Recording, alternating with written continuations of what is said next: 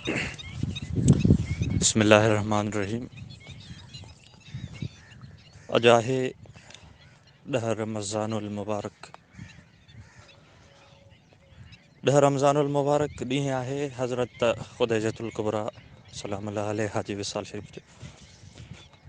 हज़रत ख़ुदैजतुल कुबरा हुज़ूर पाक सल्लल्लाहु अलैहि वसल्लम जी तमामु घर वारनि मां सभिनि खां पसंदीदा, सभिनि खां ख़ूबसूरत ख़ूबसीरत ऐं महबूब करीम सल्लल्लाहु अलैहि वसल्लम जन जी सभिनी खां प्यारी घरवारी। 10 रमज़ानुल मुबारक ते हज़रत बीबी ख़ुदैजतुल कुबरा रज़ियल्लाहु ताला अन्हा जो आहे विसाल।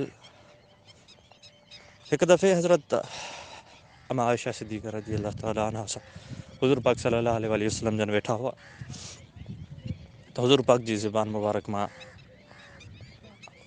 हज़रत ख़ुदैजतुल कुबरा जे बारे में ॾाढो प्यार ऐं मोहबत जा अल्फाज़ निकिता त अम्मा आयशा पाण सॻुरनि खां पुछियो त अका हाणे त तव्हांखे उन खां वधीक नौजवान ख़ूबसूरत घरवारी अता थी वई आहे त नबी करीम सल्लल्लाहु अलैहि वसल्लम जन फरमायो त न आयशा, ख़ुदा जो कसम, ख़ुदैजा खां वधीक ख़ूबसूरत, ख़ुदैजा खां वधीक प्यारी मूंखे का बि घरवारी कान आहे।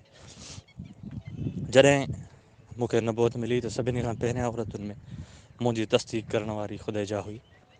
जॾहिं माण्हुनि मूंखे का शइ ॾियण खां इनकार कयो त उहा ख़ुदैजा इहा हुई जंहिं मूंखे सभु कुझु अता कयो ऐं उन मां अलाह पाक मूंखे औलाद अता फ़रमायो।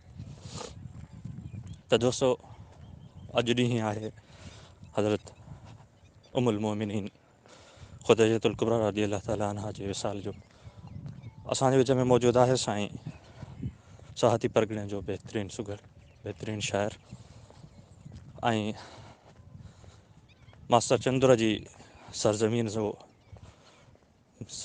मास्तर चंदुर जी सरज़मीन मां जनमु वठंदड़ शाइर उस्ताद मोहम्मद बख़्श साहब, उन्हनि खां पुछूं था, उन्हनि खां को बेत ॿुधूं था अम्मा ख़ुदैजतुल कुबरा जे बारे में।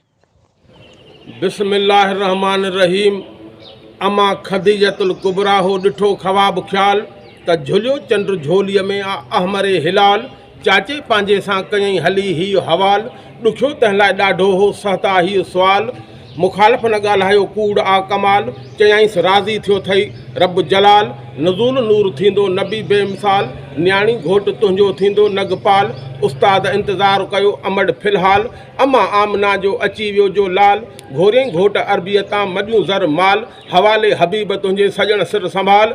कयईं निकाह नूरुल हुदा नऊं निहाल, लुटाए सारी दौलत रखियईं कीन रियाल। आहिनि अहल बेत सभई उन अमड़ जो अयाल, माहे रमज़ान मुबारक बारीअ कयो बहाल। थियो उन्हीअ में अमड़ जो दुनिया मां विसाल, 10 तारीख़ ॾेह मां वई लॾे लाज़वाल। हुयूं नज़रूं पोइ बि हबीबनि ॾे हाल, मोहम्मद बख़्श छा मजाल लिखां साइण अमड़ जे शान में।